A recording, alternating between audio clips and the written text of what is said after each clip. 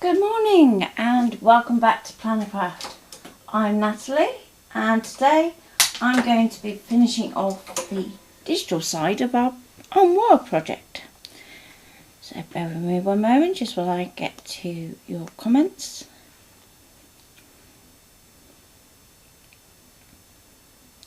So don't be afraid to say hi, and if you have any questions you can just pop them in the comments and I will answer them as soon as possible. So, hi Thea and hi Deb, and hopefully you can all see me and hear me okay. So without too much further ado, let's crack on. And hi Tracy. So yesterday we created the main body of our Armoir project, and because it's slightly larger than our active map, you probably found that when you took it into canvas it's going to rescale it slightly. Now there's two ways of handling that. What you could do is shrink your current design to fit your active area if you wish, or you can leave it as is and we can just work onto that. So I've left mine as is, and I'm going to create my drawers and the topper also in the same file, so that when we go and bring that into canvas it's all going to scale at the same proportion, and it just saves having to rework out measurements. So hi Thea, hi Joyce, hi Linda, and I don't think I've missed anybody now. So hopefully you've all joined in, and I've seen Joyce's project that she's put up and it's looking fab so far, Joyce, so you're doing really well.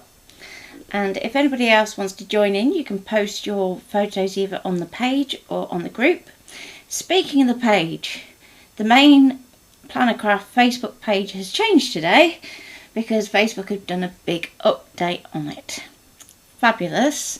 It makes it a little bit more difficult for me to use, but you shouldn't see too much difference from your end, so Tracy tells me anyway. So instead of liking the page, I now have to ask you to follow the page, because all the likes that we did have, it's kind of ignored those and gone to the follows that we had instead. So if you haven't done so already, please follow the page and you will get notifications when we go live and so forth, and also whenever we put up other posts. So hence at the moment we're still streaming from our new page, which is the Plannercraft and Go Create, until such point as we get to next week. Then you'll be absolutely fine. You can always go back and rewatch previous videos. You've got about 600 videos to catch up on. Yeah, it is one of those today anyway, and they could change their mind tomorrow. But at the moment it's all going to go on follows rather than likes. And likewise, I'll just do a very quick mention of another issue that we're having. And that's, if you leave a negative comment, it does affect our videos. Such as the angry faces. Sad faces not so much, but the angry faces in particular count as a dislike. So please don't. If you are stuck on anything or need help, I'm always here. And morning Mum, morning Hilda. And let's get stuck in. So here's our main body, and you can see at the moment we've got it as a group. Now to make life a little easier, I'm going to start to put these in layers. So we can call this our base unit. Makes it sound like I'm going to design a kitchen now. So I'm going to drop that in. So you want it so that you can see it's going to go inside that group. If it misbehaves like it is at the moment, don't panic. There are other ways to do it. There we go. And it can just be a case of just waiting until it gets that correct line. So you can see there's a really faint blue line that's set slightly in, and then you know you're in the right place to drop it into that layer. Morning Zena. like so. I'm going to start a new layer, and we can call that full draw. So these are going to be the 3 main drawers that are going to go in the front. So if you think of it like that. Now, one of the joys of actually working with a file where you've got the base unit already in is that we can actually use that to start measuring things. So I'm wanting to create a drawer that's going to fit within this space. So when we're working with 3D, you want to allow a certain amount of tolerance for the thickness of the card that design might be cut in. So instead of going for another 3-inch rectangle, we're actually going to come slightly inside that so that our drawer moves nice and freely. Okay. And I hope you're doing well, Zena. Not had a chance to speak to you in a while. So let's drop in a new rectangle, and if we press and hold shift, we can constrain that to a square. So you can see there it is with no shift, and it's going to start snapping to objects. When we press and hold shift, it's going to keep it as a square. It will still snap if you want it to. Okay, to stop it snapping, if you then press and hold Alt as well as shift, you can see it's going to ignore that snap, so that we can just go slightly inside, and then I'm going to move it so that it's going to be within that space there, like so.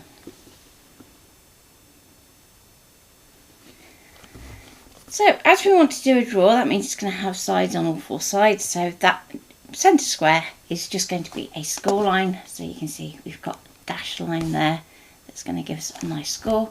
I'm just going to knock out my fill for now. When it feels like it, it'll get there eventually. Come on. There we go. It's because I've also got both Chrome and Safari running in the background. It doesn't like it very much. So if I do seem to take a bit longer to get around to replying, that is why. It's just a little bit more of a wind. So that is pretty much all we need to reference our base unit for, so we can hide that for now. So you should just have the base of your drawer showing. Now if we go back to our rectangle, I'm going to draw one that goes along the length of our square, and I haven't bothered too much about the height. Now if we go down to transform down in this bottom corner here, you can see you've got this little square with these 9 dots, and you might be wondering what they're for. And they're there to make your life easier. So let's say if I was to change the height of my rectangle and go bigger at the moment, it's actually going to overlap my square because it's going to resize from this top left point. What we actually want it to do is go from the bottom. So if we click onto that bottom point and then put in 0.6, it's going to extend it upwards instead. So that's how you can start to use those points to actually help you. So that's going to do it from the centre. That's going to go from the left edge but the centre of it. So that's just going to alter the height from that centre point. But if you were to alter the width, it's still going to go from the left. And so forth. It's worth having a good practice with that one.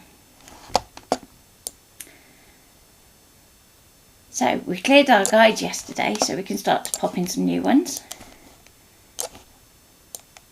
If it behaves. Right, unlock your guides as well, because that's the other thing we didn't do yesterday. So I'm going to drop in a guide there, and drop in a guide there, and a guide down this bottom. I'm going to take the same rectangle, I'm going to move it down to the bottom. You can see it's going to snap again, so that we can take a guide down there. we're going to do a vertical guide to this edge and a vertical guide to that edge. We're then going to rotate, so we're going to press and hold shift to constrain that rotation so that we can get it to 90 degrees. And take it up to the side, and again it's going to snap. So you'll know it's lined up correctly when you can see the red and the green. And we can take it over the other side. And again, we'll line it up to that point. Now you can delete that rectangle. So the only one you want to keep is the one in the middle. And you should have something that looks like that.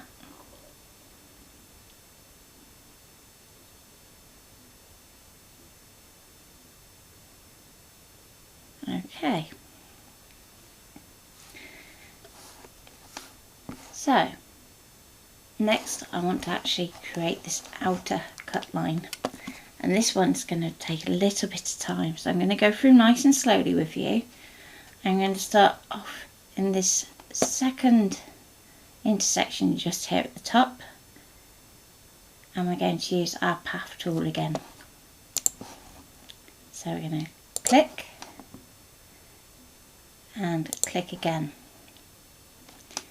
Now at this point you're going to see that you're doing it in dashed line, so you can turn it solid.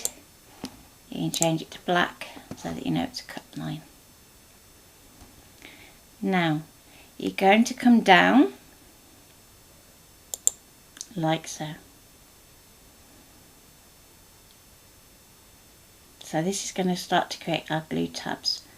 Now don't get too hung up on how much, because we're going to be doing a bit more work on this angle here. We're going to come down, but still not quite at that intersection. We're going to come back into where our tip of our corner of our scored square is, like so. We're going to go back to that intersection there. We're going to come down one, and we're going to repeat that same process. So we're going to come in slightly, and back up to that corner. Down one, across one, up slightly, in slightly, across that corner, and we're going to repeat that again. So across one, up one, in slightly, down to that corner, and we're going to finish it off. So you should now have something that looks like that. What I will do just for a moment so you can see that a little bit clearer is I'm just going to hide the guides a moment. So you can see we've got the sides of our drawers and the glue tabs. We're going to concentrate on a glue tab. So if we press Z, we're going to bring up our magnifying glass. And I just want to zoom in. So we're going to click and drag that in towards you to zoom in. If we press H, we're going to get our hand, and that means that we can pan across our artboard. Okay.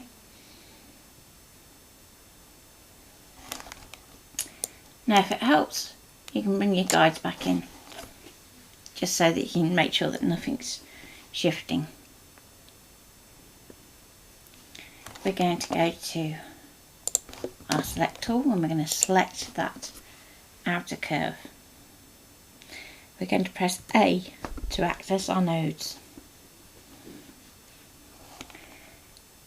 Now if we click along a point, we can add a node. So we don't have to use any special tool to add nodes. In Affinity you can just click. If you're using the pen tool in Illustrator, you can add a node with that. And we're going to pull that in and back a little bit. And we're going to do the same, especially down this bottom edge. Now the reason that I say especially is when we are creating a corner that is going to crease up and in on itself, then we need to allow it the space to do so, so that we get a nice neat finish. If we were to leave that so it's straight, you actually get kind of a kink in the corner, and you actually have like a bit of your tab showing at the top because it can't get to where it needs to. So by taking that little notch out at the bottom, you're going to make your life a little bit easier. So I want it back there. And then you can always move these if you wish.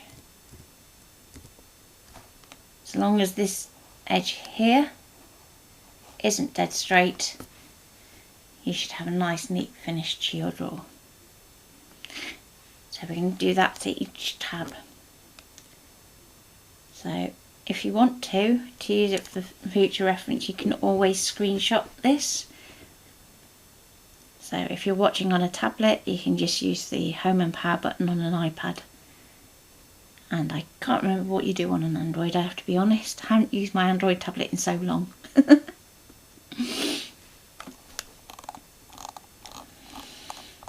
Okay, so I'm going to do the same here.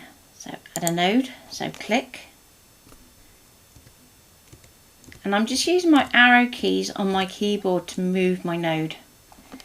So you can click and drag if you want, but sometimes it's just easier to use your keys.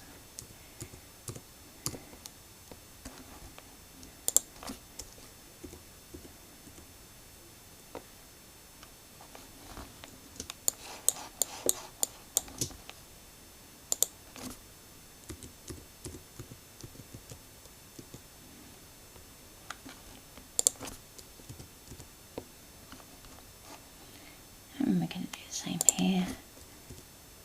So it's going to take that up slightly and bring this back down.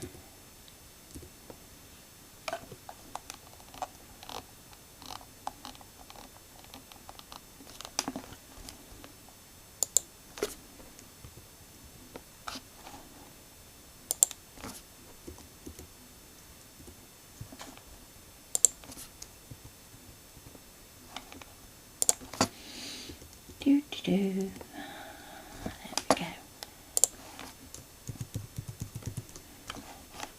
So there's the base of our drawer.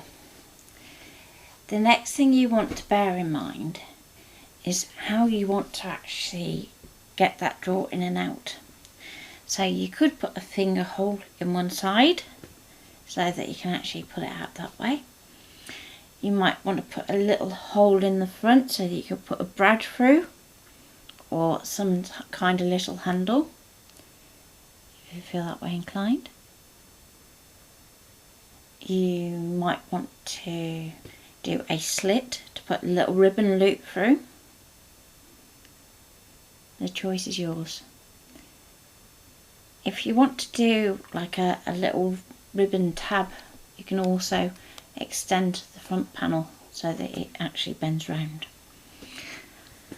So at the moment, the design that I've used is suitable for card that is sort of 300 to, let's say, 400 max. You wouldn't want to go any higher than that with this particular card. Now, if you haven't got card that is that thickness, you are going to want to reinforce your drawer. So I'm going to show you how to do that if you need to. So make sure you leave your guides in place. And I'm going to focus on one side and I'm going to call that the front. Just going to click off that path. So drawing a new rectangle that's going to be the same as that side to start with. I'm then going to switch to my arrow tool, so press V. I'm going to start to drag this side here and I'm going to press and hold Alt. So remember how I said you've got to allow for your folds to happen. We want where we're tucking inwards to allow enough room for that fold. We're going to move that over like so.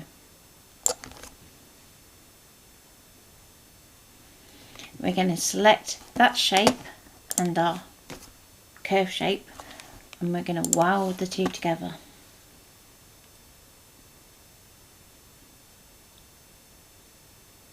So you've now got this longer front flap. We're going to put in the score line. So again, make sure you click off your path. So put the score line in, and we're going to put it so it is a dashed line, and we can put it back in the same red.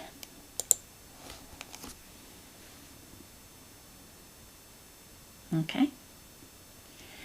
Then if you want to feed a ribbon loop through, what you can do is, if we go back to our pen tool, we can actually create a new line. We'll give it a solid line, and when it wants to behave, we can colour it black, and that's where our ribbon's going to poke through.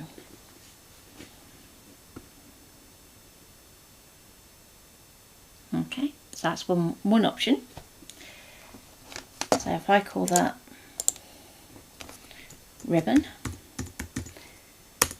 then we know what that is there for. We could also do a little tiny hole. So again, press and hold shift with the circle tool to create that circle. And we don't want it too big. I'm just going to bring that, so it's going to line there. And you can see in Affinity you've really usefully got these little measurements that pop up when you're moving items, so you can check to see whether you have something in the middle or not.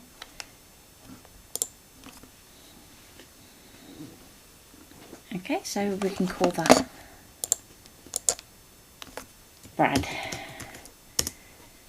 So if we want to put Brad in the front, then that front panel is going to hide our little legs of our Brad and make sure that we don't catch hands.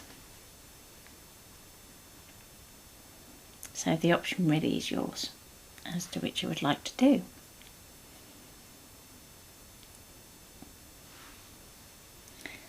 So there's our first draw, and there's no point drawing 3 of them at this point, because you could just send it to cut 3 times if you wanted to. If you wanted it out different material, you could just duplicate it on the machine, so there's no need to go to the trouble of drawing the same object 3 times. So there's our full draw done. So if we select that layer, we're going to duplicate it.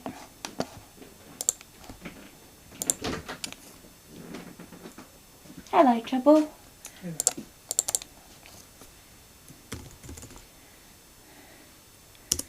So, with our duplicate layer, we're going to call it half draw, and these are going to be the ones that are going to come out the side.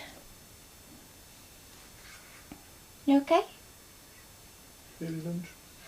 Early lunch? Oh boy. Ah. Okay. Right, you carry on. Do you want me to use some salads or something? Yes, please. Some brioche again with some chicken? Yeah. We haven't got any coleslaw left, so just put some salad cream in. Yeah, that's fine. Everybody will be giving you your own order now. Right. Okay. So now that we've done that, we want to create a half draw. So obviously all the nodes are exactly where we need them, more or less. We just need this end to budge up a bit.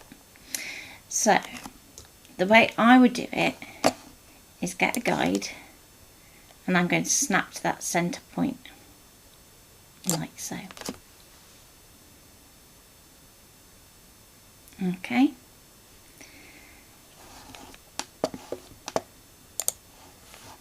Then move this end, not this end. It's much easier to move this end. And we're going to move it in such a way that this score line here is going to line up to this point. So not this edge, this one here. So first of all, let's get our scoring rectangle and if that goes there, then we know that we've got to line up to that point. Okay, I'm then going to click on my outline cut line. I'm going to go to my node tool and I'm going to click and drag over the top of the nodes so that they turn blue. So that means that I know if I move those nodes now, only those ones in blue are going to move. Now, if you want to at this point, you can use your mouse. And if you've got snap turned on, you can see if you're going off, when it's actually lined up, and so on and so forth. If you don't feel confident doing that with a mouse yet, you can just use your keyboard keys. So your arrow keys and shift will move quicker, and then you can just use the arrow keys on their own for fine tuning, like so. And that means that you now have a half claw too. And again, you're going to need 4 of those, but there's no point redrawing them.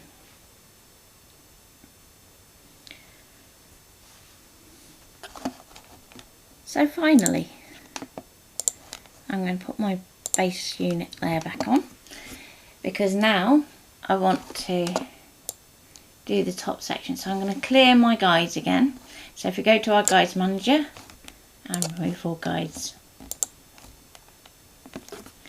Hi Sarah Lou. So Ian's having an early lunch, so I'm not going to be too much longer. I just want to get the top section of our armoire done, and this is going to be a little gatefold section that we can pop in some mirror cards so that we can have it as a mirror, or you could pop in a sentiment if you wanted to rather than the mirror and have it so it's a little pop-up card in the top. The choice is yours. So first of all, I'm going to drop in a rectangle, and this is going to be the mechanism for our pop-up. So I'm going to do it so it's roughly in line with our base, so I can see roughly where I'm aiming in terms of scoring it. Now I want it so that it's going to pop up in the sense that it's kind of got to go back on itself. So you want it to finish off, it's a Z. So then when you do your pop-up, it's going to come up okay. So sometimes it helps if when you're designing things you actually do like a sketch of the mechanism in place, so you can work through it in your head that you've got it aligned correctly. So the bits of my Z are 1.5 inches between the end and the score line and the second score line, with a glue tab on the bottom.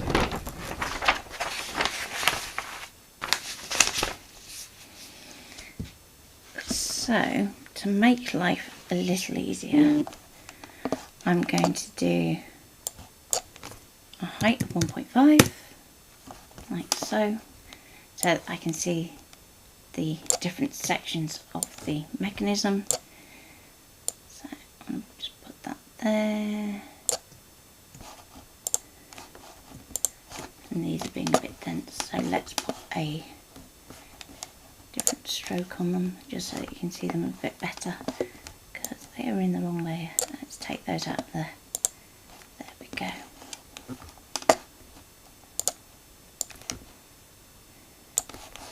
So there's our first 2 bits of our mechanism, and we just want to stick a glue tab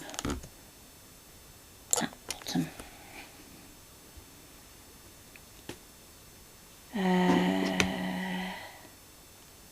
Okay. I'm going to shrink that up, and because it's a glue tab, we're still going to do our work with our nodes, and we're going to convert that to curves so that we can get to our nodes like so. Now if we select those 3 items, we can merge them together And you can see our curve wasn't quite in the right place. So let's just make sure that that lines up correctly. There we go.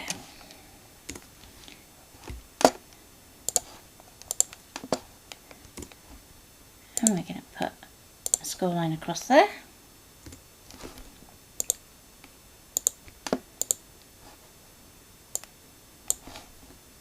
And another one halfway. So you can see it's going to snap that halfway point. Which is that. So it's not very halfway, but that could just be my eyes. Maybe a bit more. Let's go a bit higher than there. There we go. So that we're going to have that Z folding action. So far so good. I want to group that. And we're going to call that mechanism.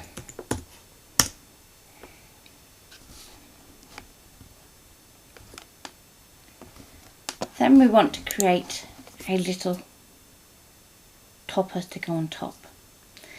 Now at this point it's really tempting to want to go taller because you're thinking, well, Armoir would have a portrait mirror.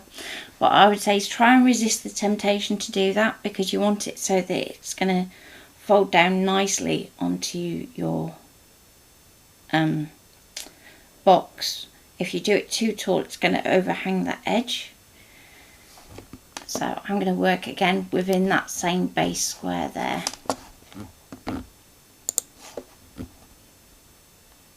Just so it's nice and easy. So Alt and Shift so that we can constrain it to a square.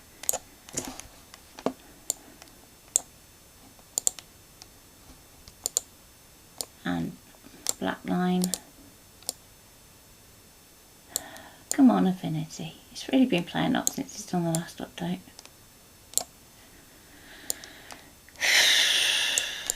Ah! Thank you. There we go. So there's our card base. Now we can hide that base file there.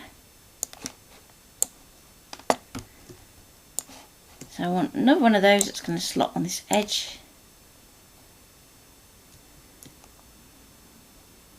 Like so. And I want that to have a width of 1.5. Well, let me show you another trick. If you've got an odd measurement like 2.921 and you know you want half of that measurement, rather than you grabbing a calculator and having to work it out, let the program do it instead. So if we go 2.921, before you hit enter, do a divide and 2, and it will divide in half. It's a really easy way of making the program do the hard work instead. And you can do that with division, multiplication, addition and subtraction. So if you ever need to do something complicated, get the machine to do it and not you having to get out your scientific calculator. And we're going to drop in another copy of that. Okay. So at this point we can drop in 2 new guides. We can select our shapes and weld them. If it hasn't quite done it, we just move that one. Come here. There we go. And we're going to weld that like that. Then we can drop in a score line, like so. Give that a dash. Colour it red. Grab a copy. And there we go. So now we can group those elements and call that our triptych.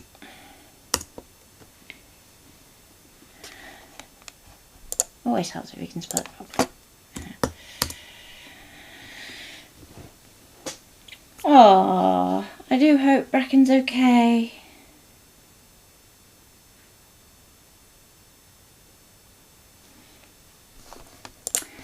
Okay, so we've got our little three-way folding mirror.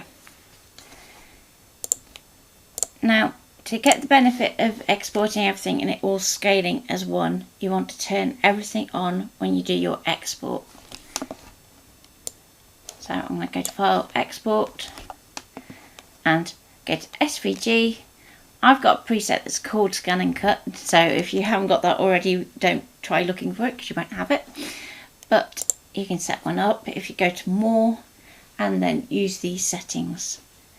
So Joyce, I know you were looking for the settings, so if you just want to take a little snapshot of that, and you'll have access to the same ones. So the idea being, we rasterize nothing. So rasterize basically means to turn it into pixels, which is great if you're sending it to your inkjet printer, not so good for your scan and cut because it can't make head and a tail of it. Okay, so you want to make sure it says nothing. Now, even though we have it set to nothing, we still need to put a DPI in. That DPI is 96. I do have allow JPEG compression ticked, but again, it's not going to rasterize anything, so it doesn't apply anyway. You're going to export text as curves, so that's a bit of a catch-all if you forget to do your converting to curves when you're exporting text to SVG. It's a good one to make sure that your scan and cut preset has it in. The longer text band you don't need to worry about because you're exporting it all as curves anyway. The use relative coordinates you leave ticked. Use hex colours untick. Hex colours are if you're going to be using it on a website. Flatten transforms I leave unticked because you should be making sure that you are applying your contour tools, things like that anyway. Tile patterns, again, you're not going to be doing in a cut file, so you can leave that one unticked. The really important one to untick is set view box, and that means that our SVGs come in correctly when we are working in Canvas. And add line breaks is a bit of a programmer's thing. It's basically there to make it easier to debug code, so I always leave that ticked just in case I ever want to take it into Inkscape and see the code that way. So I'm going to close that. I can export and I can call it all pieces and save. And we then have all our elements together. And that is it for today. So you've got Lou at 12, and I will see you all again tomorrow at 11. So don't be afraid to pop up how you're doing if you need help. As I said, Facebook has done some changes, so if there are any questions, I will do my best to try and get to them as soon as possible, but it can take a little bit of time for it to pop up whether I'm in one profile or the other. So apologies for that, but it's out of my control. Take care, keep safe, and I will see you tomorrow when we put this all together and make it all look pretty. Okay, and bye.